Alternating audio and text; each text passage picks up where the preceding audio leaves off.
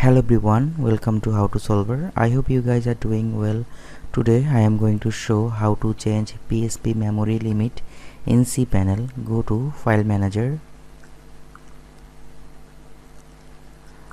Here click on the website folder.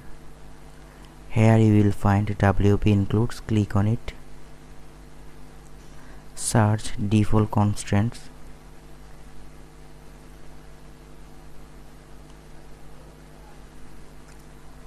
Okay, now click on the edit. Again click on the edit.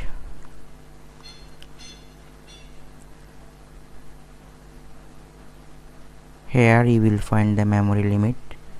I am going to add 120 and then click on the save changes. That's all for today. Thank you. If you like my video, please like, comment, share and subscribe, and don't forget to press the bell icon.